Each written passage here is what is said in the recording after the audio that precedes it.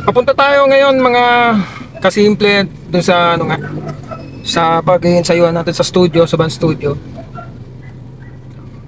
Dadaan tayo, titingnan natin kung mayroong bukas na ano ngayon, auto supply, yung binibilan ko ng coolant. Baka bukas kahit linggo. Kasi linggo din ako nakabili ng coolant. Nung Sunday lang.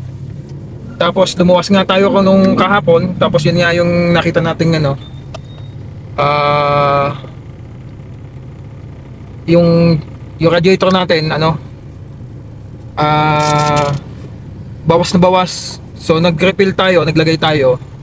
So lumalabas 1 litro yung ano, yung nakuha, nagamit. So di ba nag-DIY, hindi ko nasabi kasi hindi niya alam. Nag-DIY kami kasi na ano, ng maglagay ng coolant. Dahil nga nakita ko kasi ayon na rin doon sa binila natin. Di pa naman siya nakakapaglagay ng coolant simula nung ano. Eh di malamang naubos na. Actually hindi naman siya ubos, yung nasa radiator lang halos yung naubos kasi hindi mo siya masisilip. Kasi nung tinrain namin, madami pang tumulo eh, ang daming bumuhos eh. Ngayon, dinrain namin, nag-DIY nga lang kami. Hindi namin alam talaga siyempre no, kung habang natakbo, nakapanood naman ako ngayon na dapat pala habang natakbo tapos maglalagay ka uli. So parang ibig sabihin marami ka palang mga gagastos kapag na-coolant, kapag nag-drain ka pala. Kasi nung naglalagay na kami, nung nag-drain kami, kulay pink nga yung ano namin, yung coolant nito ni Poti. So nung naglalagay na kami, ginawa naman namin pero parang ano lang, na tumatakbo siya habang inaano, humihigop yung ano. Tumatakbo lang yung makina ha, nakaandar lang pala, hindi tumatakbo. Nakaandar lang yung makina. Tapos na may drain, so binubuhusan namin. So parang naka-4 na yata kami na coolant. Tapos nung tumigil na, tinigil na rin namin. So baka nasa isip ko rin na baka kulang yung ano, kasi 4 na litro lang halos yung nagamit namin. Baka parang wala pa yata eh, kasi nandun nga yung sobra, nagamit pa yata natin ngayon. So kaya nagtanong na ako sa mga groups na kung pag nag-drain ka nga ba ay ilang litro magagamit mo. Kasi ang duda ko, tinitingnan ko, kasi kung may singaw yung ating radiator, may butas, dapat may tulo yung ano ko, yung nadadaanan ko. Kaya pag nagpark ako, tumutulo yun dapat. O baka naman kung may singaw yung manifold ko, dapat may indikasyon. O baka kasi dahil malamig siya, nag-evaporate agad. Pero yun nga eh, hindi mo naman tayong kaya idea. Ngayon nung tumakbo tayo ng Valenzuela kahapon, kaya siguro tumaas yung ano niya, yung nung papunta tayo, tumaas yung kanyang temperatura, yung temperature nasa ano nasa halos mag-almost 8 siya, bumababa naman. Siguro doon palang pumasok yung coolant doon sa mga manifold, doon sa mga yung mga tubo niya na ano, goma, 'di ba may manifold. Nakakaalam. Kasi dapat pala hanggang manifold napupuno din yung manifold. Siguro sa 3 litro halos na ginamit namin, hindi pa nagpunta lahat doon sa manifold, hindi sapat. Kaya naman nung nakaranas na ng init yung makina, lalo nang humigop yung ano, yung sa radiator, kumbaga kumuha siya ng kumuha. Ibig sabihin, sa palagay ko, kasi nung pabalik na tayo, umayos na, hindi na tumaas yung temperature niya eh, maganda na eh. Oo, gumanda na yung temperature niya. Gumanda yung temperature nung ni Poti, hindi na siya tumaas. Eh ganun din naman yung takbo natin. O, di ba? So, doon pa lang siguro na nakapasok na doon sa ng buong sistema yung ano niya. Kaya lang kinulang na siguro dahil yun nga eh, mukhang kulang po talaga yung ano namin, yung nailagay natin. So malalaman kasi 'di ba naglagay ako nung last ano video, naglagay ako ng coolant. Yung natira kong na coolant na bali 1 litro yung nailagay natin. So may natira pang konti.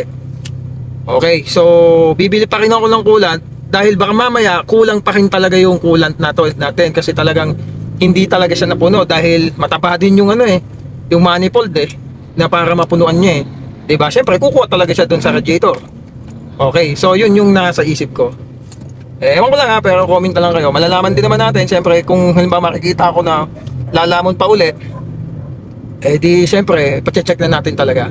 Pero syempre, kayong mga professional po, mga paps, mag-comment na po kayo para alam po natin kung kinulang nga ba, kulang. Kung ilang litro po talaga ang nagagamit kapag nagde-drain. Kasi dinrain kasi namin eh. Siguro parang kulang nga talaga yung nilagay namin. Kaya naman talagang nung humigop na siya, yun. Wala na akong makita dun sa kanyang radiator. So yun, pupunta muna tayo sa dadaan nga tayo sa bilihan ng kulan.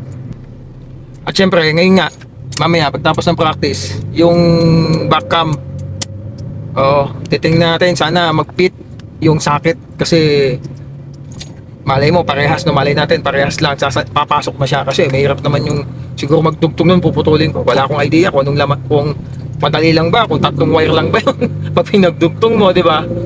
May sakit yun, sana shoot na agad. Yan, malapit na rin tayo sa bilihan ng coolant, sana bukas.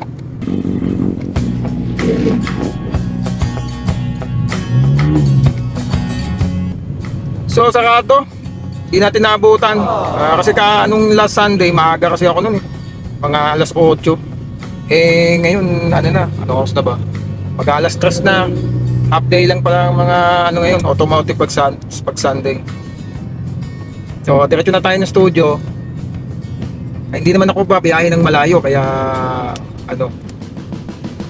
kaya okay lang na wala tayong reserbang kulang.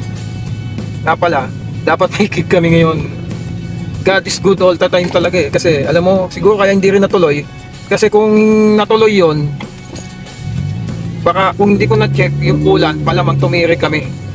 Kasi baka posible lang baka hindi ko maalala lang i-check. Pero talaga namang i-check ko talaga siya, Pero late ko na kasing chinek oo. Naisip ko lang, kung hindi ko pala na-check, natuloy kami ng gig, malamang baka tumiri kami kasi baka maubos yung buong kulat doon sa system yung tingin ko na pwedeng mangyari,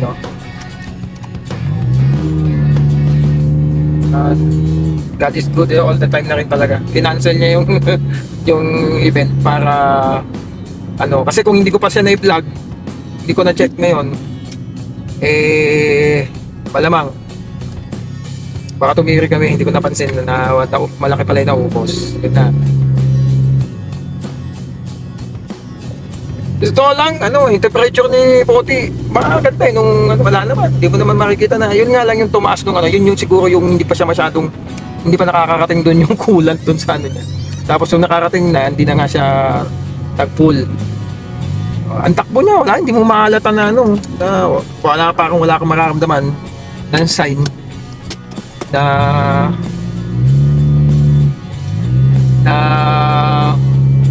pwedeng magka-problema yung sasakyan mo. Kasi yung performance niya magandang imaneho, di ba? Sino magkakakala na di ba? Pero syempre, di ba, coolant yan cooling system yan kailangan hindi mag-overheat yung makina mo. Malapit na rin tayo sa studio.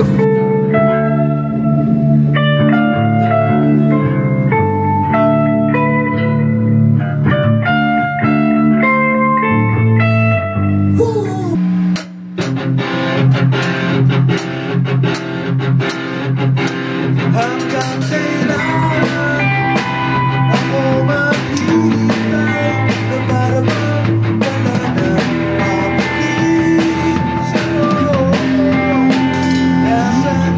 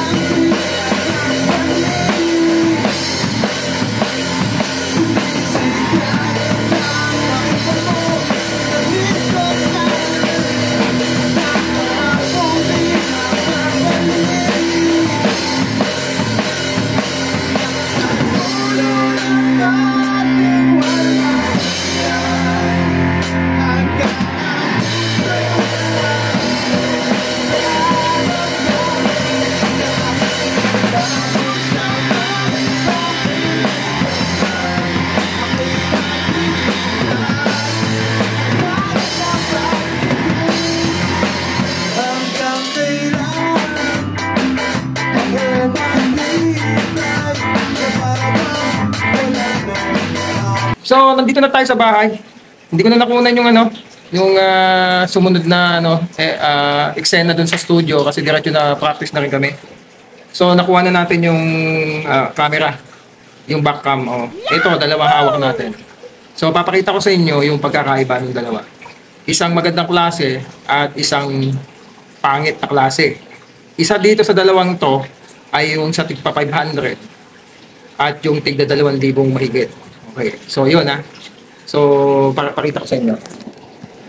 So, ito yung dalawang camera. So, isa dito, magandang klase o legit at yung isa ay fake. No? So, hulaan nyo kung ano sa dalawa. Tingnan nyo yung pagkakaiba ng dalawang lens. Sa lens pa lang makikita nyo na guys mga kasimple. Kung ano ang maganda talaga sa dalawa. Okay? Ito yun sa tigpa 500. Tingnan nyo yung lens niya. Ganun lang siyang kasimple. Yan lang. So, pareha silang may 4 na LED. Ito naman yung sa tig to 2,000. Kita nyo, yung lens niya, ibang-iba. No? Ibang-iba, mas magandang klase yung lens nito kumpara dito. Okay. Yan. Tapos, sa sticker, yung, dito sa legit, wait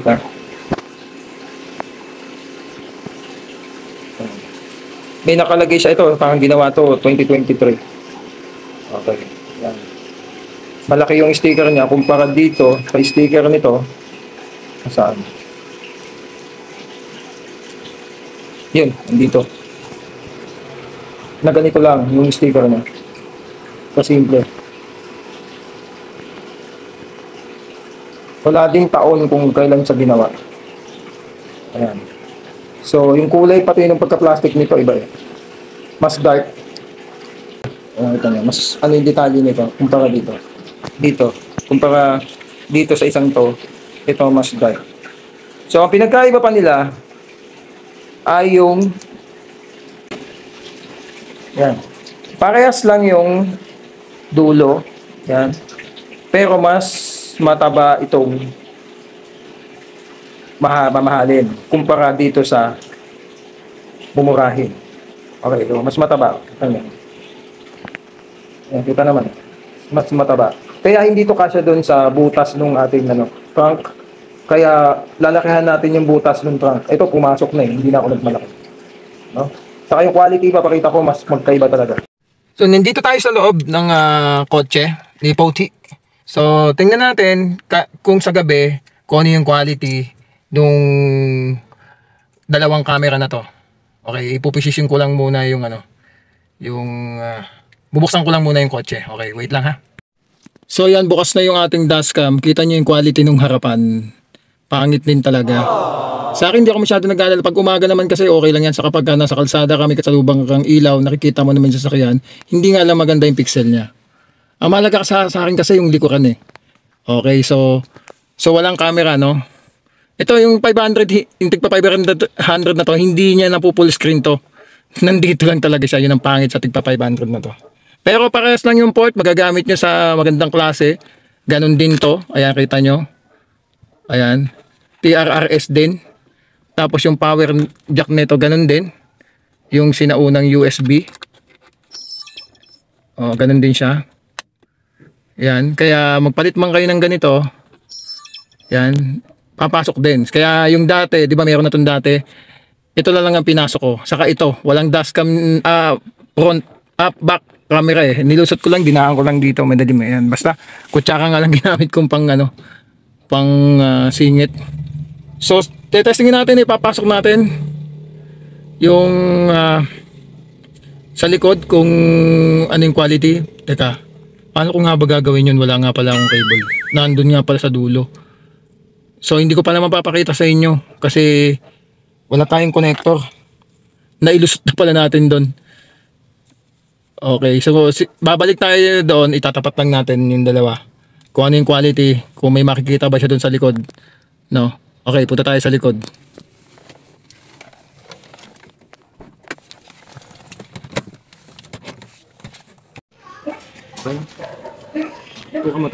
Ito yung pinadaan ko, dito siya lumusot. So ito yung ano, yung dugtungan. Ayun yun. Ito po. Ito hindi ko na ikakabit pa, hindi ko pa kasi alam. Sabi kinakabit daw to sa ano, sa yung tinatawag na bumbilya dito.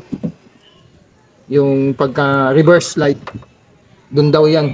Ewan ko anong wire yun, pink. Pero patitira na lang natin sa tropa natin kay Alan. Yung kasama natin kasi na ano, na nag-delivery. Ano po yun? Magaling sa ganyan, sa electrician. Electrician po yun. Electronic pala. So, dalawang camera to. Una, testingin natin to. Kung ano yung tingin niya. So, ano yung kinabit natin. Yung dating camera to.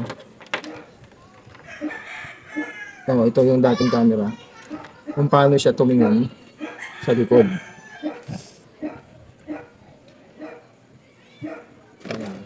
Yan. Okay, talagang walang patigas yan. So, sisilipin natin kung ano yung quality niya. Pag madilim.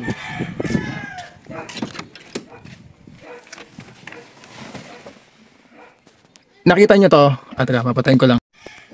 Nakita nyo to. Ito ang labo, no?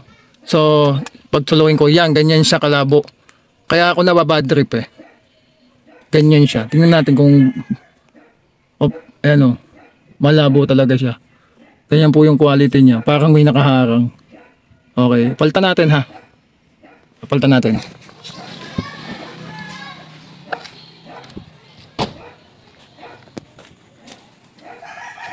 Post ko lang ha. Papalitan ko. Itong gagamitin natin. So ito gagamitin natin. Post ko lang. Kasi wala akong katulong. So naikabit na natin. Ito na yung magandang klaseng camera. Yan. Hindi ko lang ano eh. Ano ba yan? Yung ganyan na lang muna. Ito yung tinanggal natin na pangit. Tingnan natin doon. Kung kahit pa paano may makikita siya. Pindutin natin. Ayan o guys. Kailangan ayan yun ko. Ayan o kahit pa paano may naaninag siya. Hindi lang po makita talaga ng ano ko. May naaninag po siya. Ayan o kita nyo. May naaninag po siya. Ayan o. Mas maganda siya. Mas may naaaninag siya kumpara doon sa isa. Ayan. So, walang ilaw kasi doon kaya hindi niya nakikita, no? Pero ayan, kita na po yung quality. Papalitan ko ulit, ha. Yung isa ipapalit ko. So, napalitan na natin. Tignan natin ulit. Oh. Ayan yung box na yun. Tingnan nyo. Palaki natin. Ayan, oh. Diba, pangit? Oh, ang layo ng pagkakaiba ng dalawa. Ayun, oh, may parang ganun lang siya. Wala siyang makita sa dilim. Yun na, ito po yung 500. Yung isa meron, okay? So yan, nakita na po ninyo. Kaya, makabili man kayo ng ganito kung makakadiskarte kayo ng magandang klaseng, may nabibili naman eh, na backcam na lang para ikakabit mo. Yun, saka ka bumili. So yan, no? So buti nabigyan tayo ng kabanda natin ng camera, no? Tingnan natin. Ayan o, malayo pa lang. May naaninag na ako. Ayan o, tingnan nyo. Oh, may aninag, di ba? Oh, ayan o. Kitang-kita, mga boss. Mga kasimple. Malayo yung quality ng camera. Maganda to, di ba? Yung isa wala talaga eh. Lalo na kung may ilaw yan. Madilim na kasi eh. Okay, no? So, siyempre pag may sasakyan na nakatutok dyan, may ilaw siya. Kitang-kita yan. Ngayon, titingnan naman natin yung pinalamig ko lang yung makina kasi gawa ng galing tayo sa takbo. Titingnan natin yung yung radiator cap. Kasi nakapanood tayo ng vlog, maganda yung vlog na yon. Simple pero binigyan niya tayo ng tip para malaman kung ano yung posibleng maging problema kung bakit nga daw nauubos yung coolant mo dun sa radiator at sa reserve. So, marami tayong natutunan doon, yung mga hose, mga manifold. At yung pinaka number 1 daw na nagiging problema ay takip lang pala. So tingnan natin kung merong nalaman din natin sa kanya na tama nga naman, pag tubig nag-evaporate agad. Okay, pwede matuyo. Pero pag kulan pala, makikita mo yung bakas. Ibig sabihin mananatili siya doon. Kaya kung merong tagas doon sa surface na yon, sa area na yon, halimbawa sa dulo ng manifold, mga goma, makikita mo pa rin yun na basa. Tapos kung halimbawa naman, merong tawag dito yung napatakan, makikita mo pa rin siya doon. Okay, so titingnan natin din yung ilalim kung may tulo ba yung kung saan siya nakapwesto sa ilalim, no? Okay, buksan natin ang makina. So yan. Ilalagay ko lang itong atuon ng ulo ko. Wait lang mga master. So yan. Una natin daw i-check ito. Eh, ang maganda naman dito, una natin i-check dito. Ang maganda naman dito, merong siyang lock. Okay, yan. So, pag umiikot daw to, lagyan daw natin ng ano, ang pahigpit na kagaya nito. Okay, hindi naman umiikot, so wala. Tapos tingnan natin kung may indikasyon ng tulo dito. Eh, nakitaan ko kasi kanina siya, yan, makikita mo bang basa. Dito marami yan, pinunasan ko lang. So, nakitaan ko yan dyan. Paliban doon, tingnan natin to. Oh, wala. Walang basa. Walang indikasyon ng kulan. Okay? Wala din doon. Tingnan natin ngayon dito sa sahig. Dapat natulo yan. Wala din. Wala po. So, ito ang tingnan natin. Malamig na naman eh.